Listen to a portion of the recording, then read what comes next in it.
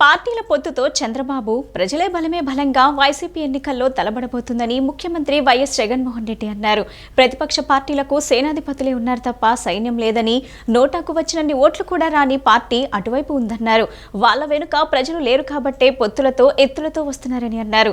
తనకు చంద్రబాబులా నటించే political stars లేరని, రకరకాల పార్టీలతో పొత్తులు లేవు, అందుకే ఒంటరిగానే పోటీకెళ్తున్నానని, సామాన్య ప్రజలే తనకు స్టార్ క్యాంపెయినర్లరని పేర్కొన్నారు. విశ్వసనీయతకు వంచనకు మధ్య జరుగుతున్న యుద్ధమని సీఎం జగన్మోహన్ రెడ్డి ఉద్ఘాటించారు. అద్దంకి మేదరమెట్ల సిద్ధం సభ వేదికగా వైఎస్ఆర్సీపీ క్యాడర్కు ముఖ్యమంత్రి జగన్మోహన్ రెడ్డి దిశానిర్దేశం చేశారు. సభలో ప్రతిపక్ష టీడీపీ, జనసేన, బీజేపీ కూటమిపై సీఎం జగన్ విమర్శలు గుప్పించారు. ప్రజలు ఆశీర్వదించడంతోనే మన ఫ్యాన్కు పవర్ వస్తోందని, కానీ చంద్రబాబు సైకిల్కు ట్యూబు లేదు, చక్రాలు లేవని, తుప్పు పట్టిన ఆ సైకిల్ను తొక్కడానికి ఆయనకు ఇతరులు కావాలన్నారు. అందుకోసమే ప్యాకేజీ ఇచ్చి ఒక దత్తపుత్రుడిని తెచ్చుకున్నారని, ప్యాకేజీ స్టార్ సైకిల్ సీటు అడగడు, ఎందుకు తక్కువ సీట్లు ఇస్తున్నాడు అని అడగడు. ప్యాకేజీ స్టార్ చంద్రబాబు సైకిల్ దిగమంటే దిగుతాడు, సిట్ అంటే సిట్టు, స్టాండ్ అంటే స్టాండ్ అంటూ విమర్శించారు. ఏపీలో సైకిల్ చక్రం తిరగటం లేదని, ఢిల్లీ వెళ్లి దత్తపుత్రుడితో కలిసి మోకరిల్లారన్నారు. చంద్రబాబు గుండెల్లో జగన్ రైళ్లు పరిగెత్తకపోయి ఉంటే ఇన్ని పొత్తుల కోసం ఎందుకు అగచాట్లు పడతారన్నారు. జగన్ మార్కు రాజకీయాల్లో విశ్వసనీయత, విలువలు ఉంటాయన్నారు. 2014లో ఇదే 3 పార్టీలు కూటమిగా వచ్చి ఎన్నికల్లో ఇచ్చిన మేనిఫెస్టోలో ఎన్ని హామీలను అమలు చేశారని ప్రశ్నించారు. ప్రజల్ని దోచుకునేందుకు, పంచుకునేందుకు మాత్రమే చంద్రబాబుకు అధికారం కావాలన్నారు. నరకలోకానికి, నారాలోకానికి ఎవరూ రారు కాబట్టి ఎంట్రన్స్లో స్వర్గం చూపించి లోపల నరకం చూపించే మార్కెటింగ్ టెక్నిక్ చంద్రబాబుకు అలవాటన్నారు. మరోసారి మోసం చేసేందుకు వాగ్దానాలతో ముందుకొస్తున్నారని దుయ్యపట్టారు. చంద్రబాబు మేనిఫెస్టోకు, శకుని పాచికలకు తేడా లేదని, ఈ మధ్య కాలంలో కిచిడీ వాగ్దానాలు కలిపారని సీఎం జగన్ ఎద్దేవా చేశారు. పార్టీల పొత్తులతో బాబు ప్రజలే బలంగా మనము తలబడబోతా ఉన్న ఈ మహా సంగ్రామానికి మీరంతా కూడా సిద్ధమేనా అని అడుగుతాను. జగన్ను ఓడించాలని, వారు పేదల్ని గెలిపించాలని మనం చేయబోతున్న ఈ యుద్ధంలో మరో చారిత్రక విజయాన్ని సొంతం చేసుకోవటానికి మీరంతా కూడా సిద్ధమేనా అని అడుగుతాను. సిద్ధం అంటే ఓ ప్రజా సముద్రం. ఇప్పటికే ఉత్తరాంధ్ర సిద్ధం, ఇప్పటికే ఉత్తర కోస్తా సిద్ధం, ఇప్పటికే రాయలసీమ సిద్ధం, ఈ రోజు దక్షిణ కోస్తా కూడా సిద్ధం. జరగబోయే ఎన్నికల కురుక్షేత్రంలో ధర్మ అధర్మాల మధ్య జరిగే ఈ యుద్ధంలో, విశ్వసనీయతకు వంచనకు మధ్య జరగబోయే ఈ యుద్ధంలో శ్రీకృష్ణుడి పాత్ర మీది. నాకు చంద్రబాబు గారికి ఉన్నట్టుగా 10 మంది నటించే పొలిటికల్ స్టార్లు నాకు లేరు. 10 మంది నటించే వాళ్ళు, 10 మంది నటించే పొలిటికల్ స్టార్లు నాకు స్టార్ క్యాంపెయినర్లుగా లేరు. నాకు చంద్రబాబు నాయుడు గారి మాదిరిగా ఓ ఈనాడు లేదు, ఓ ఆంధ్రజ్యోతి లేదు, ఒక టీవీ5 లేదు. అబద్ధాలకు రంగులు పూసే ఎల్లో మీడియా నాకు లేదు. రకరకాల పార్టీలతో పొత్తులు లేవు మీ బిడ్డకు. ఒంటరిగానే ఎన్నికలకు ఎన్నికలకు వెళ్తా ఉన్న నాకు ఉన్నదల్లా నక్షత్రాలు ఎన్నున్నాయో అంతమంది పేదింటి స్టార్ క్యాంపెయినర్లు నాకు ప్రతి ఇంట్లోనూ ఉన్నారు, ప్రతి గడపలోనూ ఉన్నారు. నా ఎదుట ఇసుక వేస్తే కూడా రాలనంతగా ఈ రోజు ఇక్కడ ఈ కార్యకర్తలు, ఈ అభిమానులు, ఈ ప్రజానికంలో మీలో ప్రతి ఒక్కరూ కూడా మీ జగన్ కు, మీ అన్నకు, మీ బిడ్డకు మీరంతా కూడా స్టార్ క్యాంపెయినర్లుగానే ముందుకు నడుం బిగించాలి అని అడుగుతా ఉన్నాను.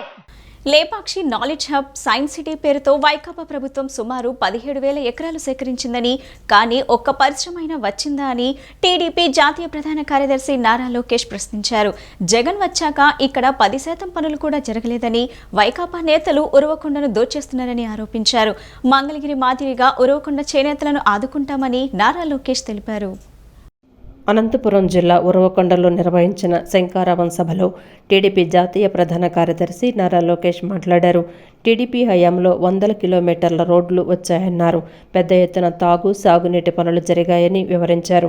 ఉరవకొండలో 3,000 మందికి ఇళ్ల పట్టాలిచ్చామని, ఉరవకొండకు Payyavula Keshav mega drip irrigation project సాధించారన్నారు. జగన్ వచ్చాక ఇక్కడ 10% పనులు కూడా జరగలేదన్నారు. వైఎస్ఆర్ కాంగ్రెస్ పార్టీ నేతలు ఉరవకొండను దోచేస్తున్నారని, నకిలీ ఆధార్ కార్డులు, పత్రాలతో భూములు కాజేస్తున్నారని చెప్పారు. ఉరవకొండలో 80,000 ఎకరాలకు సాగునీరిస్తామన్నారు. కనీసం 8 ఎకరాలకైనా సాగునీరిచ్చారా అని ప్రశ్నించారు. టీడీపీ జనసేన అభ్యర్థిని భారీ మెజారిటీతో గెలిపించాలని, ప్రతి చెరువుకు నీరు, మెగా డ్రిప్ ఇరిగేషన్ తీసుకొస్తామన్నారు. మంగళగిరి మాదిరిగా ఉరవకొండ చేనేతలను ఆదుకుంటామని నారా లోకేష్ తెలిపారు. ప్రజలు పడుతున్న కష్టాలు తెలుసుకున్న తర్వాత అటు పవన్ అన్న చంద్రబాబు గారితో చర్చించి బాబు సూపర్ 6 హామీలు ఇస్తాం జరిగింది. దాంట్లో మొదటి హామీ, తెలుగుదేశం జనసేన ప్రభుత్వం ఏర్పడిన మొదటి 5 సంవత్సరాలు 20 లక్షల ఉద్యోగాలు కల్పించే బాధ్యత మన ప్రభుత్వం తీసుకుంటుంది. ఉద్యోగాలు వచ్చే వరకు నిరుద్యోగ భృతి కింద 3,000 రూపాయలు అందిస్తాం. రెండో హామీ, స్కూల్కి వెళ్ళే ప్రతి విద్యార్థి తల్లిదండ్రుల అకౌంట్లో ప్రతి ఏడా 15,000 రూపాయలు ఇస్తాం. అంటే సంవత్సరం అంటే ఒక్క బిడ్డ ఉంటే 15,000, ఇద్దరుంటే 30,000, ముగ్గురుంటే 45,000 రూపాయలు మన ప్రభుత్వం ఇస్తుంది. ఇంకా రైతులు ఆదుకునేదానికి ప్రతి రైతుకి ప్రతి ఏడా 20,000 రూపాయలు ఇచ్చి ఆర్థిక సాయం ఇచ్చి ఆదుకునే బాధ్యత కూడా మన ప్రభుత్వం తీసుకుంటుంది. ఇంకా 4వ హామీ, ప్రతి ఇంటికి ప్రతి ఏడా ఉచితంగా 3 గ్యాస్ సిలిండర్లు కూడా మన ప్రభుత్వం అందించబోతుంది. ఇంకా 5వ హామీ, 18 నుంచి 59 సంవత్సరాల వయసు కలిగిన మహిళలకి ప్రతి నెల 1,500 రూపాయలు ఇస్తాం. అంటే సంవత్సరానికి 18,000, 5 సంవత్సరాల్లో 90,000 రూపాయలు మన ప్రభుత్వం ఇస్తుంది. ఇంకా 6వ హామీ ఏంటబ్బా? విడిపోయిన ఆంధ్ర రాష్ట్రం బాగుపడాలంటే టీడీపీతోనే సాధ్యమని విజయవాడ తూర్పు ఎమ్మెల్యే గద్దె రామ్మోహన్ స్పష్టం చేశారు. చంద్రబాబు విజయవాడ వేదికగా రాజధాని నిర్మాణానికి శ్రీకారం చుడితే వైసీపీ ప్రభుత్వం వచ్చాక దానిని విచ్ఛిన్నం చేసిందని ఆగ్రహం వ్యక్తం చేశారు. సీఎం జగన్ ప్రకటనలతో నిర్మాణాలు ఆగిపోయాయి, కార్మికులు ఇబ్బందులు పడుతున్నారని చెప్పారు. ఏకైక రాజధానిగా అమరావతి ఉండాలి అంటే కేంద్ర సహకారం కావాలని, అందుకే బీజేపీతో కలవడం జరిగిందన్నారు. రాబోయే ఎన్నికల్లో ప్రజలు ఆలోచించి ఓటు వేయాలని పిలుపునిచ్చారు. రాజధాని లేకపోవడంతో రియల్ ఎస్టేట్ వ్యవస్థ కూలిపోయిందని, కార్మికులకు పనులు లేకుండా పోయిందని పేర్కొన్నారు. అమరావతి రాజధాని కావాలంటే టీడీపీ, బీజేపీ, జనసేనను గెలిపించాలని పిలుపునిచ్చారు. ఇవాళ రాజధానిలో అనేకమైన యూనివర్సిటీలు వచ్చినాయంటే, లేదా అనేకమైన కాలేజీలు వచ్చే అవకాశాలు ఉన్నాయంటే, ఇవాళ వాటన్నిటిని కూడా ఇబ్బంది పెట్టిన వ్యక్తి జగన్మోహన్ రెడ్డి గారు. అందువల్ల రేపు ఓటేసే ప్రతి ఒక్క వ్యక్తి రాజకీయాలకు అతీతంగా, కులాలకి మతాలకు అతీతంగా మన విజయవాడ నగరాన్ని రాజధానిగా కాపాడుకోవడానికి ఖచ్చితంగా తెలుగుదేశం పార్టీని బలపరచమని నేను రిక్వెస్ట్ చేయటమే కాదు, ఇవాళ రాజధాని లేని రాజధాని కావాలనుకునే ఉద్యమాలు చేస్తున్న వ్యక్తులు రాజధాని ఇక్కడే ఉంచాలని చెప్పి రైతులు చేస్తున్న ఉద్యమానికి సంఘీభావం తెలియజెప్పడానికి, అదే రకంగా నగర అభివృద్ధి కూడా ఇవాళ రాజధాని ఎంత నగరం అభివృద్ధి చెందుదో, ఇక్కడ అనేక మంది ఇవాళ ఇళ్ళన్నీ కూడా టూలెట్ బోర్డులు పెట్టున్నాయి. అంటే గతంలో ఉన్న అనేక మంది వలసలు వెళ్ళిపోయారంటే ఇది రాజధానిగా విజయవాడ నగరాన్ని నేను ఉంచను అని చెప్పి జగన్మోహన్ రెడ్డి గారు ఉన్న ఒక్క మాట కోసం ఇక్కడ రియల్ ఎస్టేట్ పడిపోయింది, నిర్మాణాలు ఆగిపోయినాయి. నిర్మాణ కార్మికులందరూ కూడా తిండి లేక అలమటిస్తూ ఉన్నారు. వాళ్ళకి వారానికి 7 రోజులు పని దొరికే సందర్భం నుంచి ఇవాళ 1 నుంచి 2 రోజులు దొరికితేనే వాళ్ళకి ఒక పండగ లేకుండా పండగ అనుకునే పరిస్థితులు ఏర్పడినప్పుడు, ఇవాళ 2 రోజులు వచ్చే కూలితో వాళ్ళ కుటుంబాన్ని పోషించలేని పరిస్థితులు ఉన్నప్పుడు వాళ్ళు వీటన్నిటి కూడా పరిష్కారం విజయవాడ నగరం మళ్ళా రాజధానిగా, ఏకైక రాజధానిగా, అమరావతి రాజధానిగా రావాలి. అందుకే జగన్మోహన్ రెడ్డి తనకు అన్యాయం చేశారని భావించిన వైసీపీలో ఉన్న యువత తనకు మద్దతుగా తెలుగుదేశం పార్టీలో చేరుతున్నారని గన్నవరం నియోజకవర్గం టీడీపీ అభ్యర్థి యార్లగడ్డ వెంకట్రావు అన్నారు. రాబోయే రోజుల్లో వైసీపీ నుంచి టీడీపీలోకి భారీగా వలసలు ఉంటాయని, శాసనసభ ఎన్నికల్లో గన్నవరం నియోజకవర్గంలో తెలుగుదేశం పార్టీ జెండాను ఎగురవేయటం ఖాయమని అన్నారు. కృష్ణా జిల్లా గన్నవరం నియోజకవర్గ విజయవాడ రూరల్లోని ఎనికేపాడులో టీడీపీ కార్యాలయంలో అనేక మంది యువత నియోజకవర్గ టీడీపీ అభ్యర్థి యార్లగడ్డ వెంకట్రావు సమక్షంలో పార్టీలో చేరారు. గన్నవరం టౌన్, గారపాడు, పెదవటపల్లి, పురుషోత్తంపట్నం, గొల్లనపల్లి నుంచి సుమారు 120 మంది యువకులు తెలుగుదేశం పార్టీలో చేరారు. యార్లగడ్డ వెంకట్రావు వారికి కండువా వేసి పార్టీలోకి స్వాగతం పలికారు. ఈ సందర్భంగా ఆయన మాట్లాడుతూ 2014 ఎన్నికల్లో తాను వైసీపీ అభ్యర్థిగా పోటీ చేసినప్పుడు పనిచేసిన కార్యకర్తలు, యువత నేడు తెలుగుదేశంలో చేరారన్నారు. తన అభ్యర్థిత్వాన్ని బలపరచడానికి టీడీపీలో చేరిన యువతకు కృతజ్ఞతలు తెలిపారు. జగన్మోహన్ రెడ్డి తనకు అన్యాయం చేశారని భావించి వైసీపీలో ఉన్న యువత తనకు మద్దతుగా తెలుగుదేశం పార్టీలోకి చేరుతున్నారని తెలిపారు. రాబోయే రోజుల్లో వైసీపీ నుంచి టీడీపీలోకి భారీగా వలసలుంటాయని, శాసనసభ ఎన్నికల్లో గన్నవరం నియోజకవర్గంలో తెలుగుదేశం పార్టీ జెండాను ఎగురవేయడం ఖాయమన్నారు. గత ఎన్నికల్లో పోటీ చేసినప్పుడు తనకు ఓటు వేసిన వారి మెజారిటీ ఓట్లు ఈ ఎన్నికల్లో తనకు పడతాయని భావిస్తున్నట్లు తెలిపారు. ప్రజల్లో సానుభూతి ఉందని, అది ఏ స్థాయిలో ఉందనేది ఎన్నికల తరువాత తెలుస్తుందన్నారు. తనను బలపరిచేందుకు పార్టీలో చేరిన వారికి పార్టీలో సముచిత స్థానం కల్పిస్తామని తెలిపారు. ఈరోజు గన్నవరం టౌన్ నుంచి, అలాగే గారపూడి గ్రామం నుంచి, పెదవడపల్లి గ్రామం నుంచి, గొల్లంపల్లి నుంచి, అలాగే పురుషోత్తపట్నం నుంచి, నారీ అప్పారావుపేట నుంచి దాదాపు ఒక 120 మంది యువకులు ఎవరైతే నా కోసం వైఎస్ఆర్ కాంగ్రెస్ పార్టీలో ఆ రోజు 2019 శాసనసభ ఎన్నికల్లో పనిచేశారో వాళ్ళందరూ నా కోసం ఈరోజు నా అభ్యర్థిత్వాన్ని బలపరచడానికి తెలుగుదేశం పార్టీలో చేరినందుకు ప్రతి సోదరుని పార్టీలోకి సాధారణంగా ఆహ్వానించా. జగన్మోహన్ రెడ్డి గారు నాకు అన్యాయం చేశారని భావించి వీళ్ళందరూ నాతో రావడం జరిగింది. రాబోయే కాలంలో వైసీపీ నుంచి భారీగా వలసలు ఉంటాయి. రాబోయే కాలంలో ఎట్టి పరిస్థితుల్లో ఈ నియోజకవర్గంలో తెలుగుదేశం జెండా ఎగరేస్తాం ఖాయం. మా ఎస్సీ సోదరులు అందరూ దాదాపు నేను పోయినసారి పనిచేసినప్పుడు నాకు ఓటేసిన వాళ్ళలో మెజారిటీ ఓట్లు నాకు పడతాయని నేను భావిస్తున్నాను. సింపతి ఉంది. రాబోయే కాలంలో అది ఎన్నికల తర్వాత రిజల్ట్ వచ్చినా తెలుస్తుంది అది ఏ స్థాయిలో ఉందనేది. ఈరోజు పార్టీలో చేరిన నా ప్రతి తమ్ముడిని సాధారణంగా పార్టీలకు ఆహ్వానిస్తూ ఫ్యూచర్లో వాళ్ళకి సముచిస్తాను. రాష్ట్రంలో ప్రజలకు సంక్షేమ పథకాలు అందిస్తున్న జగన్మోహన్ రెడ్డి ప్రభుత్వాన్ని ఎదుర్కొనే సత్తా లేక తెలుగుదేశం, జనసేన, బీజేపీ పార్టీలు కలిశాయని, రానున్న రోజుల్లో ప్రజలే సరైన గుణపాఠం చెబుతారని పశ్చిమ నియోజకవర్గం వైసీపీ ఇన్ఛార్జ్ షేక్ ఆసిఫ్ అన్నారు. నగర మేయర్ రాయన భాగ్యలక్ష్మి తెలిపారు. గత ప్రభుత్వాలు నియోజకవర్గాన్ని విస్మరించాయని, జగన్మోహన్ రెడ్డి ప్రభుత్వం వచ్చిన తరువాత కోట్ల రూపాయల నిధులు వెచ్చించి సంక్షేమాభివృద్ధి కార్యక్రమాలు చేస్తున్నారని అన్నారు. విజయవాడ పశ్చిమ నియోజకవర్గంలోని 54వ డివిజన్, పంజా సెంటర్ తదితర ప్రాంతాలలో స్థానిక కార్పొరేటర్ అబ్దుల్ అర్షాద్తో కలిసి వైసీపీ పశ్చిమ నియోజకవర్గ ఇన్ఛార్జి ఆసిఫ్, నగర మేయర్ రాయన భాగ్యలక్ష్మి పర్యటించారు. గడప గడపకు వెళ్లి వైసీపీ ప్రభుత్వంలో చేసిన అభివృద్ధి, సంక్షేమ కార్యక్రమాల వివరాలను వెల్లడించారు. ఈ సందర్భంగా ఆసిఫ్, మేయర్ రాయన భాగ్యలక్ష్మి మాట్లాడుతూ రాష్ట్ర ముఖ్యమంత్రి వైఎస్ జగన్మోహన్ రెడ్డి 5 ఏళ్ల పరిపాలనలో అర్హులైన ప్రతి ఒక్కరికి సంక్షేమ పథకాలు అందించడం జరిగిందని చెప్పారు. చేయూత, అమ్మఒడి, డ్వాక్రా మహిళలకు వడ్డీ లేని రుణాలు అందించడం జరిగిందని పేర్కొన్నారు. పశ్చిమ నియోజకవర్గంలో అన్ని ప్రాంతాలను అభివృద్ధి చేయడంతో పాటు కొండ ప్రాంతాలలో నివాసం ఉంటున్న ప్రజలకు మౌలిక వసతులు కల్పించామని చెప్పారు. ప్రాజెక్టు పనులు నీరు గార్చారు. అలాగే నీరు గారిపోయే చిన్నపాటి వర్షానికి నీరు కారిపోయే రాజధానికి నిధులు తేలేకపోయారు. మీరు ఒకటే చెప్తున్నాను, నేను ఏ ఒక్క హామీ నెరవేర్చకపోగా, అలాగే ప్రత్యేక హోదా కోసం ప్యాకేజీలు తీసుకున్నారు కానీ ప్రత్యేక హోదా రానికుండా చేశారు. మరి అలాంటి బీజేపీతో జతకట్టి ఈరోజు మీరు ప్రజల ముందుకు వస్తున్నారు.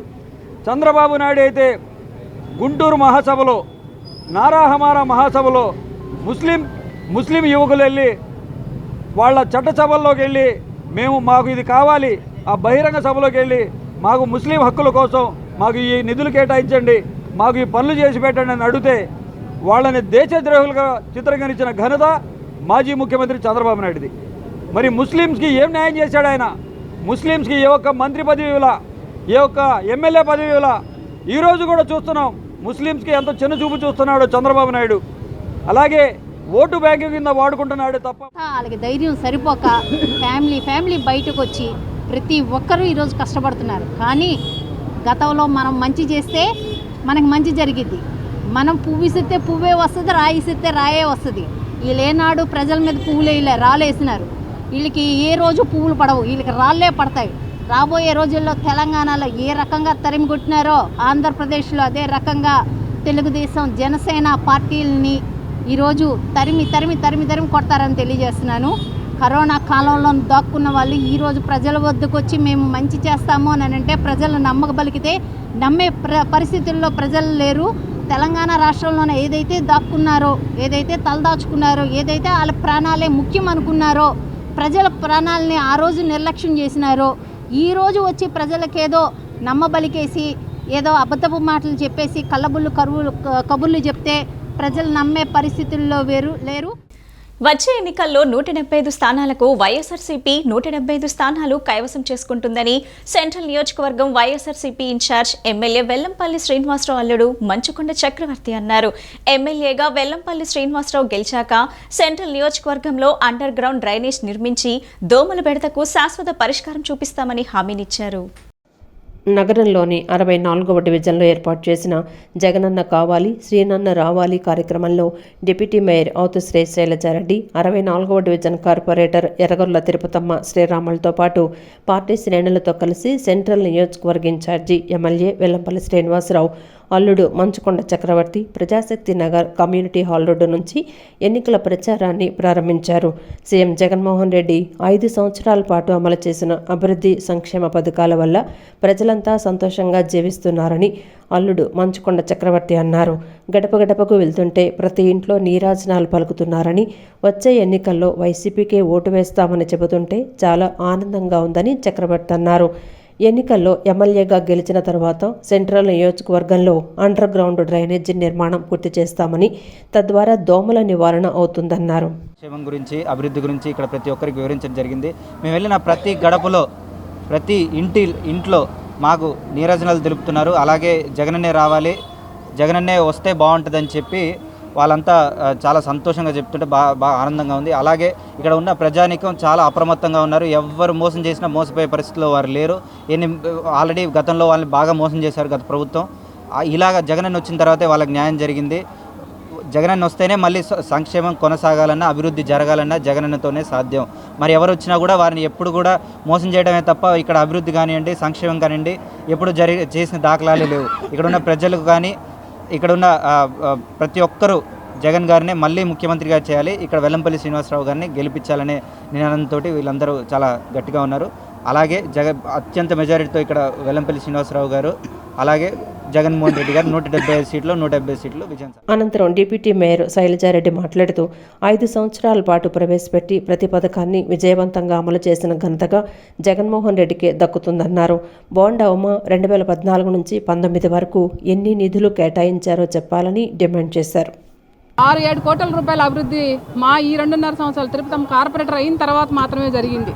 కర్మల భవనం ఏనాడన్నా నువ్వు ప్రజలు చాలా మొత్తుకున్నారు, ఇక్కడ కర్మల భవనం లేదు, ఇబ్బంది పడిపోతా అన్నావు. మరి కర్మల భవనం కావాలంటే విలేజ్ ప్రజలు ఎవరు కూడా నీకు ఆ రోజు గుర్తుకు రాలా. కానీ వాళ్ళు వెళ్ళి మళ్ళీ అట్టహాసంగా ఆర్భాటంగా నిన్న రాత్రి వెళ్ళి ఓట్లు అడుగుతా ఉన్నావు. ఎలా అడుగుతావు నువ్వు ఓట్లు? ప్రజలకు ఏనాడన్నా మంచి చేసామా అని అడుగుతా ఉన్నావు. ఎక్కడా కూడా ఓటు వేయించుకుని ప్రజలను పట్టించుకునే దాఖలాలు లేనటువంటి నీకు ఎవ్వరూ కూడా ఓటు వేయడానికి సిద్ధంగా లేదు.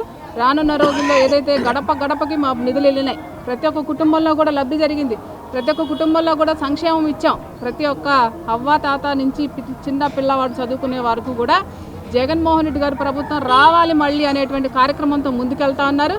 బంపర్ మెజార్టీతో విజయవాడ సెంట్రల్ నియోజకవర్గం గెలవబోతా ఉన్నాం.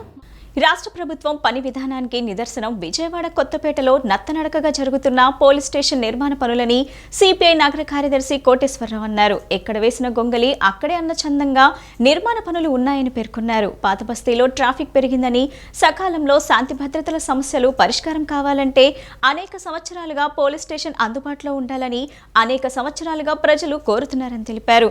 నిధులు లేకపోవడం వల్లే నిర్మాణ పనులు ఆగిపోయాయని చెప్పారు.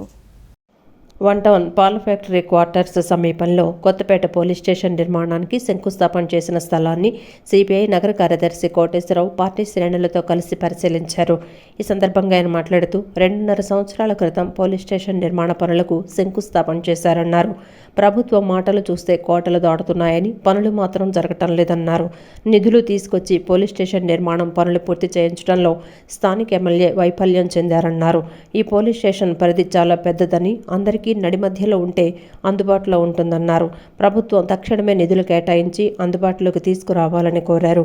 స్టేషన్లో అరాకొరా స్టాఫ్ ఉన్నారని, శాంతి భద్రతలను పరిష్కరించేందుకు సరిపడా స్టాఫ్ లేరని, ఖాళీ పోస్టులను భర్తీ చేయాలని కోరారు. రానున్న ఎన్నికలను దృష్టిలో ఉంచుకొని పోలీస్ స్టేషన్ నిర్మాణం పూర్తి చేయాలని, అవసరమైన నిధులను ఇవ్వాలని, స్టాఫ్ను నియమించాలని కోరారు. హోంశాఖలో ఉద్యోగాల భర్తీ చేయవలసినటువంటి దాంట్లో కూడా ప్రభుత్వము తనకు కావాల్సినటువంటి నిధులు లేకపోవటం వల్ల చేయట్లేదు అనేటటువంటిది స్పష్టంగా అర్థమవుతున్నది. కాబట్టి రానున్నటువంటి ఎన్నికలు ఈ దృష్టిలో పెట్టుకొని ప్రజలకి అందుబాటులో చట్టాన్ని తీసుకొచ్చేటటువంటి దానికోసం తక్షణమే ఈ ప్రాంతంలో పోలీస్ స్టేషన్ నిర్మాణానికి శ్రీకారం చుడుతూ ఉన్నటువంటి సిబ్బంది కొరతను కూడా దాన్ని నివారించేటటువంటి దానికోసం తగు సిబ్బందిని కూడా నియమించాలని చెప్పి సిపిఐగా కోరుతా ఉన్నాం. రాష్ట్ర ప్రభుత్వం తక్షణం నిధులు కేటాయించేటటువంటి దానికోసం చేయాలనేటటువంటి దాంతో ఈ రోజున సిపిఐగా ఈ ప్రభుత్వ పని విధానాన్ని ప్రజలకు కనబడేటటువంటి పద్ధతిలో అధికారులను మేల్కొల్పేటటువంటి దానికోసం ఈ రోజున ఈ పోలీస్ స్టేషన్ పోలీస్ స్టేషన్ పర్యవేక్షించే దానికోసం రావటం జరుగుతుంది. కాబట్టి ఈ అన్నిటిని కూడా దృష్టిలో పెట్టుకొని తక్షణమే నిధులు కేటాయించాలని చెప్పి సిపిఐగా డిమాండ్. వైఎస్ జగన్మోహన్ రెడ్డి ముఖ్యమంత్రి అయిన తరువాత యాదవ సమాజ అభివృద్ధి కోసం ఎంతో కృషి చేశారని పశ్చిమ నియోజకవర్గం వైసీపీ ఇన్ఛార్జ్ షేక్ ఆసిఫ్ తెలిపారు. నాడు దివంగత ముఖ్యమంత్రి వైఎస్ రాజశేఖర రెడ్డి, నేడు వైఎస్ జగన్మోహన్ రెడ్డి ఇరువురు యాదవులకు రాజకీయంగా అనేక పదవులు ఇచ్చి సముచిత స్థానం కల్పించారని పేర్కొన్నారు. విజయవాడ పశ్చిమ నియోజకవర్గంలోని విజయ పాల ఫ్యాక్టరీ సమీపంలో ఉన్న కళ్యాణ మండపంలో నియోజకవర్గంలో ఉన్న యాదవులతో ఆత్మీయ సమావేశం నిర్వహించారు. ఈ ఆత్మీయ సమావేశానికి పశ్చిమ నియోజకవర్గం వైసీపీ ఇన్ఛార్జి ఆసిఫ్, నగర మేయర్ రాయన భాగ్యలక్ష్మి, మాజీ డిప్యూటీ మేయర్ గోగుల రమణ, పశ్చిమ నియోజకవర్గం యాదవుల సంక్షేమ సంఘ నాయకులు ఐతా కిషోరు, పలువురు ప్రముఖులు హాజరయ్యారు. యాదవుల ఆత్మీయ సమావేశానికి పెద్ద ఎత్తున తరలివచ్చారు. ఈ సందర్భంగా పశ్చిమ నియోజకవర్గం వైసీపీ ఇన్ఛార్జి ఆసిఫ్తో పాటు ప్రముఖులు మాట్లాడుతూ రాష్ట్రంలో అధికారంలో ఉన్న వైసీపీ ఈ 5 ఏళ్ల కాలంలో ముఖ్యమంత్రి జగన్మోహన్ రెడ్డి యాదవులకు రాజకీయంగా అనేక పదవులిచ్చి ఎంతో ప్రోత్సహించారని చెప్పారు. అటు మంత్రి పదవులు, ఇటు ఎమ్మెల్యేలు, డైరెక్టర్లు, వివిధ కార్పొరేషన్ చైర్మన్ పదవులిచ్చి వారి రాజకీయ సంక్షేమానికి ఎంతగానో దోహదపడ్డారని చెప్పారు. జగన్మోహన్ రెడ్డి గారు ఈ అవకాశాలు ఇవ్వడం జరిగింది. ఆయనకి మేము తోడుగా ఉంటాం. అలాగే ఆయన నీకు ఇక్కడ పశ్చిమ నియోజకవర్గంలో మీకు ఎమ్మెల్యేగా టికెట్ ఇచ్చి ఇవ్వడం జరిగింది. మీరు అందరూ సామాజిక వర్గాలను కలిసిమెలిసి ఉండే వ్యక్తి. మీకు మేము తప్పకుండా గెలిపించుకుంటాం, మీకు అండగా ఉంటాం. మా యాదవ్ ప్రజానీకం మొత్తం మేము నీకు తోడుగా నీడుగా ఉంటాం, నీ గెలుపు కోసం మేము పనిచేస్తామని చెప్పేసి నాకు ఇక్కడ ఆహ్వానించి భారీ ఎత్తున ఒక ఆత్మీయ సభని ఏర్పాటు చేసి నన్ను ఆహ్వానించినందుకు మా యాదవ్ సోదరులందరికీ నా తరపున వాళ్ళందరికీ నా అభినందనలు తెలియజేసుకుంటూ కృతజ్ఞతలు తెలియజేస్తున్నాను. తప్పకుండా యాదవ్ సోదరులకు అండగా ఉంటా, వాళ్ళకి తోడుగా ఉంటా. వాళ్ళ సమస్య ఏదొచ్చినా సరే ఆ సమస్యని పరిష్కరించే విధంగా నేను ఉంటాను, వాళ్ళందరితో కలిసిమెలిసి ఉంటానని చెప్పేసి ఈ సభాముఖ ద్వారా తెలియజేసుకుంటున్నాను. వ్యక్తిని సెలెక్ట్ చేసి ఇవాళ వెస్ట్ నియోజకవర్గానికి ఎమ్మెల్యేగా పంపించాడు జగన్మోహన్ రెడ్డి గారు. అందుకోసమే ఈరోజు యాదవులు అందరూ కలిసి ఆసిఫ్ గారి గెలుపు కోసం కృషి చేస్తామని చెప్పి ఈరోజు అందరూ మాట్లాడడం జరిగింది. అలాగే ఆసిఫ్ గారు కూడా చెప్పారు, నేను యాదవులకు అండగా ఉంటాను, యాదవుల కోసం పనిచేస్తాను అని ఆసిఫ్ గారు కూడా ఈ సందర్భంగా ఆయన చెప్పడం జరిగింది. కాబట్టి యాదవ సోదరులందరికీ పిలుపునిస్తున్నాను.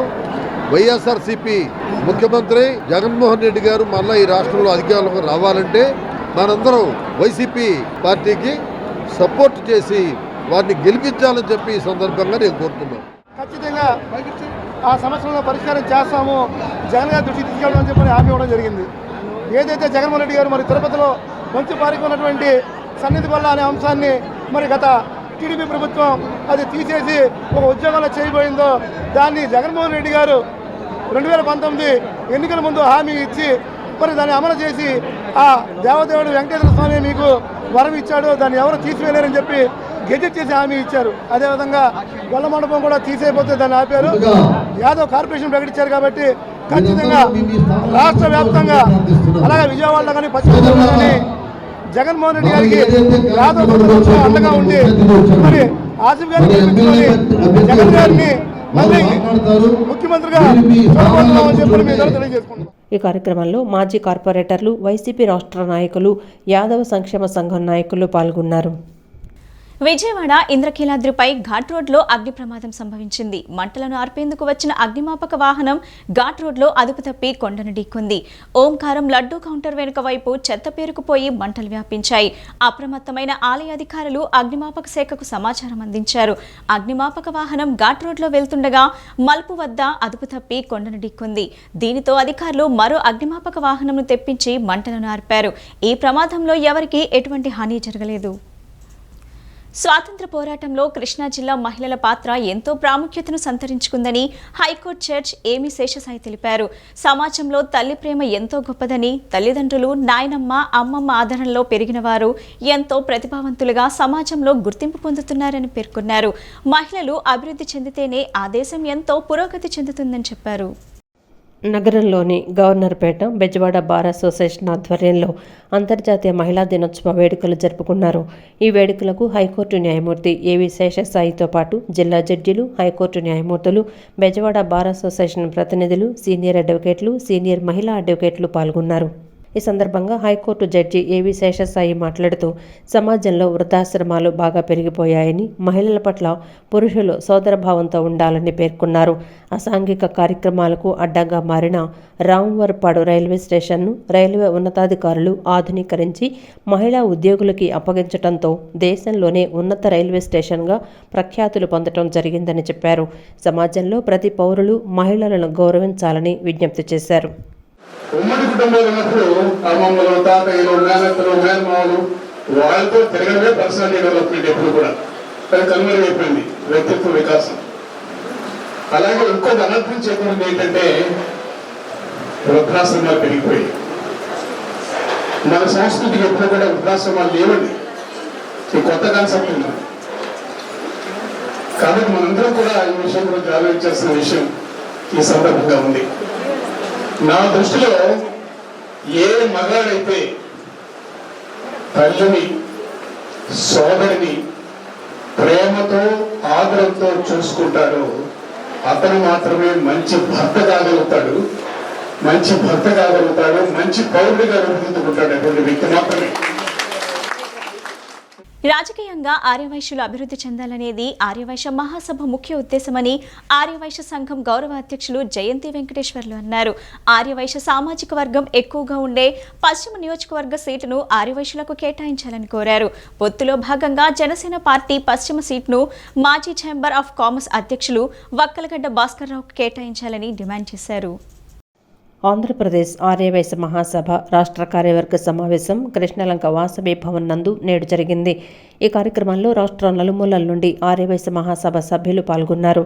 ఈ సందర్భంగా ఆర్యవైశ్య సంఘం గౌరవాధ్యక్షులు జయంతి వెంకటేశ్వర్లు మాట్లాడుతూ తమ సంఘంలో సుమారు 1,58,000 మంది సభ్యులున్నారని పేర్కొన్నారు. ఆర్యవైశ్యులకు రాజకీయ ప్రాధాన్యత కల్పించాలన్న ముఖ్య ఉద్దేశంతో నేడు కార్యవర్గ సమావేశం ఏర్పాటు చేయడం జరిగిందని అన్నారు. అన్ని రాజకీయ పార్టీలు ఆర్యవైశ్యులకు ప్రాధాన్యత కల్పించి ఆర్యవైశ్య సామాజిక వర్గానికి చెందిన ప్రజలు ఎక్కువగా ఉన్న నియోజకవర్గాలలో ఆర్యవైశ్యులనే అభ్యర్థులుగా ప్రకటించాలని డిమాండ్ చేశారు. విజయవాడ పశ్చిమ నియోజకవర్గ సీటుని పొత్తులో భాగంగా Janasena party chamber of commerce మాజీ అధ్యక్షులు వక్కలగడ్డ భాస్కర్రావుకు కేటాయించాలని కోరారు. రాష్ట్రంలో 5 నియోజకవర్గాలను ఆర్యవైశ్యులకు కేటాయించాలని అన్ని రాజకీయ పార్టీలను కోరారు. సీటు కేటాయిస్తే పశ్చిమంలో తాము అఖండ మెజారిటీతో గెలిపించుకుంటామని విజ్ఞప్తి చేశారు. తప్పకుండా వక్కలగడ్డ భాస్కర్రావు గారికి సీటు ఇవ్వాల్సిందిగా మరీ కోరుచున్నాం. మేము రాష్ట్రంలో మీకు ఒక్క సీటు ఇస్తే రాష్ట్రంలో నలుమూలలో ఉన్నటువంటి 175 స్థానాల్లో కూడా మా యొక్క మద్దతు ప్రకటిస్తామని చెప్పి కూడా మీకు తెలియజేస్తున్నాం. కాబట్టి ఈ రకంగా ఉన్నటువంటి స్థానాల్లో బీజేపీలో కూడా 2 స్థానాలు అడుగుతున్నాం. ఒకటి ఆదోని, ఒకటి తెనాలి అడుగుతున్నాం. ఆదోనిలో విట్టా రమేష్ గారి ప్రముఖ పారిశ్రామికవేత్త, అలాగే చుండూరు ఉమా అని చెప్పి తెనాలి నుంచి అడుగుతున్నాం. అలాగే కాంగ్రెస్ పార్టీ నుంచి కూడా కర్నూలు స్థానాన్ని నా వంతుగా నేను జయంతి వెంకటేశ్వర అనేటువంటి మేము అడగడం జరుగుతుంది. కాబట్టి ఇవన్నీ పార్టీల ప్రకారంగా ఎక్కడైతే మా ఓట్ బ్యాంక్ ఉందో ఆ ఓట్ బ్యాంక్ ఉన్న చోట మేము స్థానాలు అడుగుతున్నాం. కాబట్టి ఈ పార్టీల అధ్యక్షులు అందరికీ కూడా మనవి చేస్తున్నాం.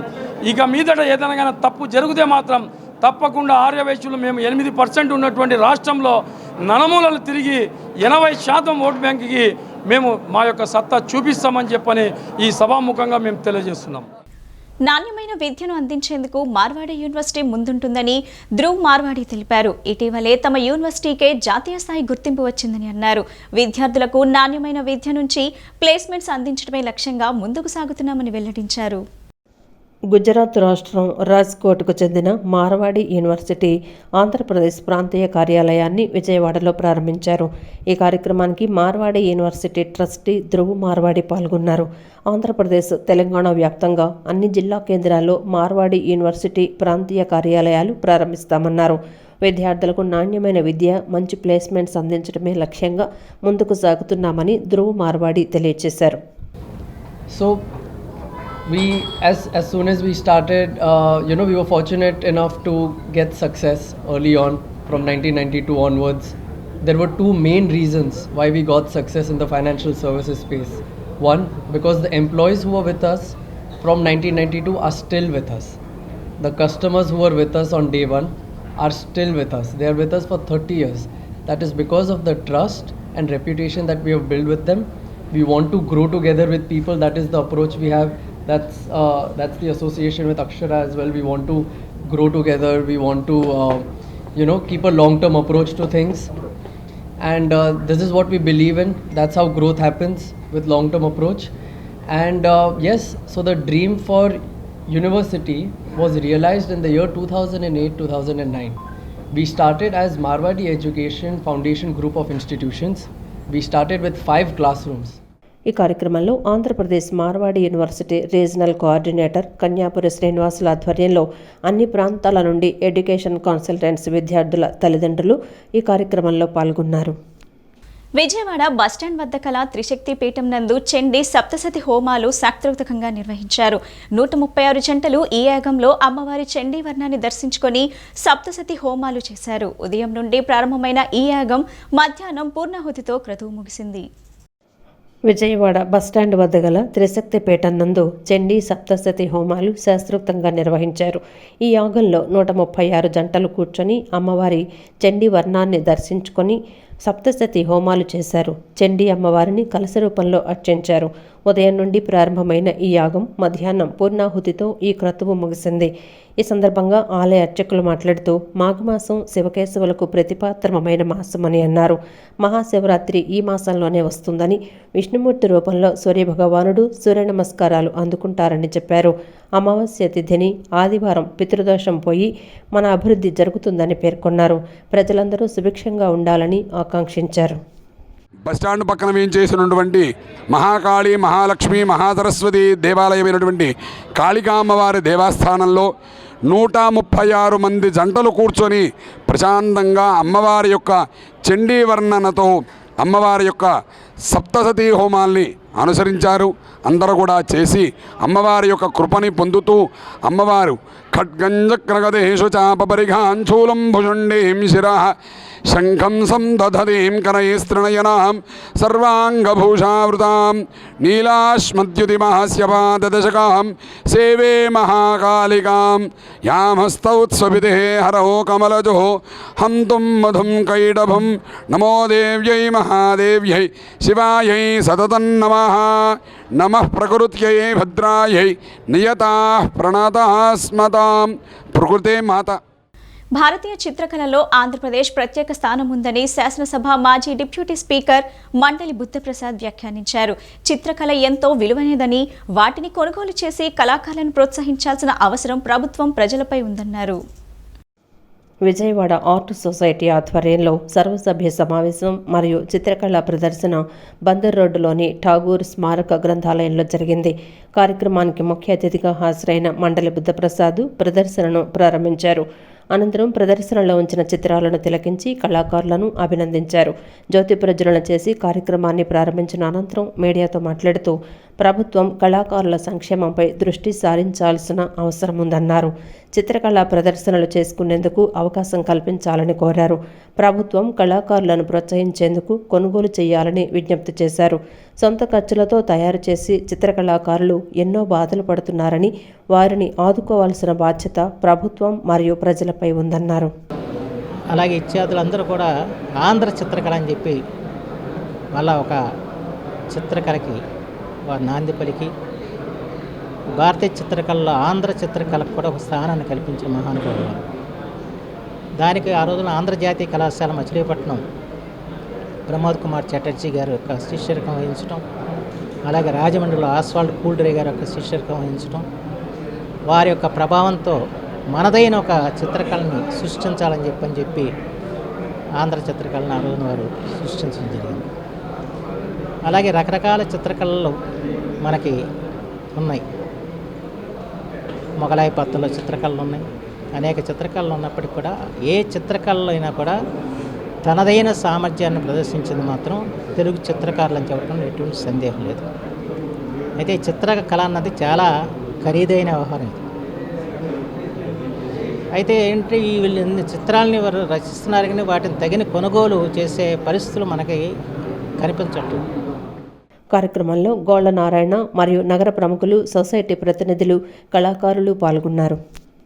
విజయవాడ నగరంలోని గాంధీనగర్ ప్రెస్ క్లబ్ నందు వేగం పత్రికను ఆవిష్కరించారు. సమాజానికి మంచి చేయాలనే ఉద్దేశంతో వేగం పత్రికను ప్రవేశపెట్టారని వేగం పత్రిక అధినేత సిరాజుద్దీన్ అన్నారు. ప్రస్తుతం పత్రిక రంగం విలువలు లేవని, చాలా మంది పత్రికను పెట్టొద్దని సూచించారని, నాకు 20 సంవత్సరాలుగా జర్నలిజంపై ఆసక్తితో వేగం పత్రికను ప్రారంభించినట్లు తెలిపారు. పత్రిక ద్వారా సమాజానికి ఉపయోగపడే వార్తలు ప్రచురిస్తానని సిరాజుద్దీన్ తెలిపారు. అలాగే ఇప్పుడు ఈ వేగం పత్రిక అనేది దానిలో నుంచి పుట్టిన నా కోరిక అన్నమాట. ఇప్పుడు ఇది ప్రారంభించడానికి చాలామంది మిత్రులు అన్నారు, ఈ రోజుల్లో పత్రిక ఇంకా చరమాసంలో వచ్చేసింది ఎందుకని.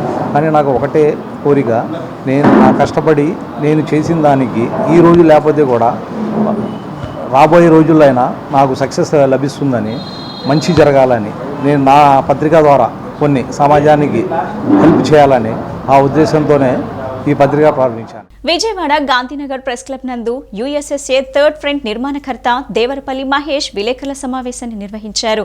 10 చట్టాలు పీడిత పేద ప్రజలకు చట్టాలను కరపత్రం, ఎన్నికల ప్రణాళిక ఆవిష్కరించారు. పార్టీ మేనిఫెస్టోలో ప్రజలందరికీ సేవ, స్వేచ్ఛ, సంక్షేమం, ఆరోగ్యం, ఆర్థిక భరోసాను కల్పించే విధంగా పొందుపరిచినట్లు తెలిపారు. ఈ 5 ఏళ్లు పడిన కష్టాల నుంచి బయటపడి మంచి చేసే పార్టీలకు ఓటు వేయాలని దేవరపల్లి మహేష్ పిలుపునిచ్చారు. యుఎస్ఎస్ఏ థర్డ్ ఫ్రంట్ పార్టీ తరపున విజయవాడ పార్లమెంట్ అభ్యర్థిగా పోటీ చేస్తున్నానని ప్రకటించారు. ఈ యొక్క 5 సంవత్సరాల్లో మీరు పడిన కష్టాలన్నీ కూడా దీంట్లో ఉంటవి. ఇక నుంచి మరి మీరు అందరూ కూడా కష్టాలు పడతారా లేదంటే సంక్షేమంతో సుభిక్షంగా ఉంటారా అనేది ప్రజలే నిర్ణయించుకుంటారు. అలాగే పార్టీలు కూడా ఈ మధ్యన వ్యూహాలని చెప్పేసి రకరకాల యాటిట్యూడ్లో ఉన్నవి. అవన్నీ కూడా ఏ ప్రయోజనాల కోసం వాళ్ళు అలాంటి యాక్టివిటీస్ చేస్తున్నారో ప్రజాక్షేమంలో రేపొద్దున తేల్చుకోవడానికి కూడా మేము రంగప్రవేశం చేసేసాం. రేపు విజయవాడ పార్లమెంట్ అభ్యర్థిగా మీ ముందుకు వస్తున్నాను. అలాగే అన్ని విషయాల్లో కూడా సంక్షేమం అటు అభివృద్ధి అన్ని విషయాల్లో కూడా ఈ థర్డ్ ఫ్రంట్లో అన్ని విషయాలు కూడా మేము పొందుపరిచాం. ఇవన్నీ కూడా ప్రజల ఆమోదయోగ్యంగా ఉంచుకుంటారని చెప్పేసి ఈ పత్రికా ముఖంగా మేము తెలియజేసుకుంటాం. ఈ బులెటిన్ ఇంతటితో సమాప్తం. తిరిగి మరో బులెటిన్ కలుద్దాం. నమస్కారం.